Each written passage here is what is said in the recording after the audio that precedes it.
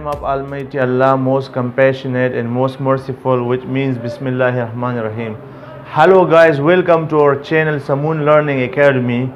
And I am Abdul Kahar Muman and I would like to teach you English. Today I am talking about language. What is language? First, let's talk about the definition of language.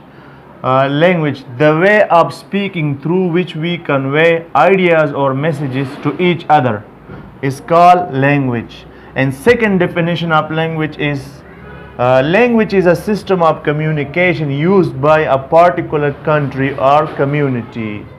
ژبه هغه غږیز او سیمبولیک سیستم دی چې د پوهولو او پوهېدلو لپاره استعمالیږي. یا موږ داسې وایو چې ژبه د افهام او تفهیم وسیله ده. د ژبې په اړه به ډېر زیات نور تعریفات هم وي، خو موږ پکې دغه دوه تعریفات په انګلیش کې او دوه په پښتو کې غوره کړي.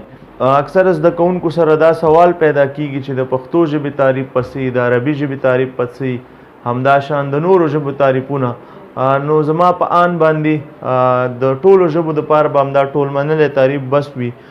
ژبه هغه غږیز او سیمبولیک سیستم دی چې د پوهولو او پوهېدو دپاره استعمالیږي. د پښتو ژبې د تعریف په اړه ډېرې پوښتنې کیږي چې پې معنا پتمن او ښې معنا ښاغلی او تی معنا توریالی. نو دا یو ټول منلی تعریف نشي کیدی، ځکه چې د هر یو لفظ نه، د هر یو توري نه بېلابېلې کلمې جوړېدی شي. د ژبې ډولونه، موږ دوه ډوله ژبه لرو. ټایپس آف لینګویج.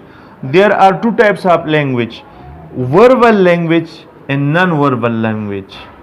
په verbal language باندې بحث کوو. verbal language is a language، دا هغه ژبه ده which is both written and spoken، چې هم لیکلی وي او هم غږیزه یا شفاهي وي. غږیزي او شفاهي ژبې ته verbal language وایي.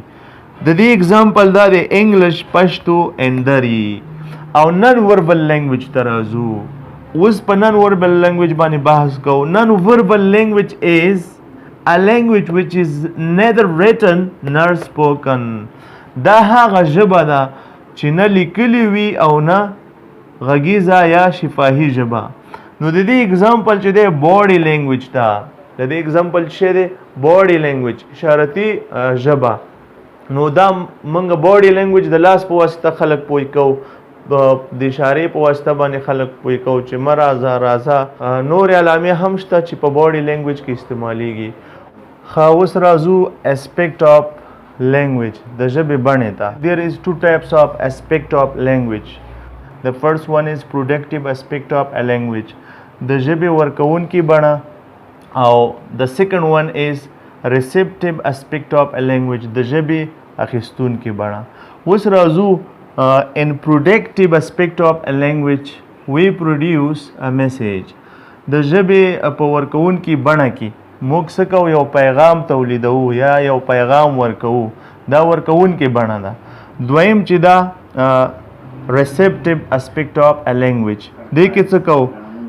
in receptive aspect of a language we receive a message. په دې کې موږ یو میسیج اخلو. دلته راشئ productive types، د لیکلو له لارې او د خبرو له لارې موږ کولی شو چې پیغام ورکو.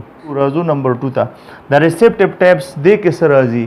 په receptive types کې راځي listening and reading. مخکې مو وویلې چې یو چې دا productive aspect of a language دی، هغه ورکوونکی دی. په څه کې موږ پیغام ورکولی شو؟ په لیکلو او ویلو کې. او دې کې موږ پیغام اخلو. receptive types کې څه کېږي؟ دا د ژبې اخیستونکې بڼه ده. نو موږ چې غوږ ونیسو څه کوو؟ پیغام اخلو. یا ریډینګ، لوستنه وکړو. د ریډینګ په واسطه موږ څه کوو؟ پیغام ریسیو کوو. نو دا د نن ورځې درس تر یوې بلې ویډیو پورې تاسو نه اجازت اخلم.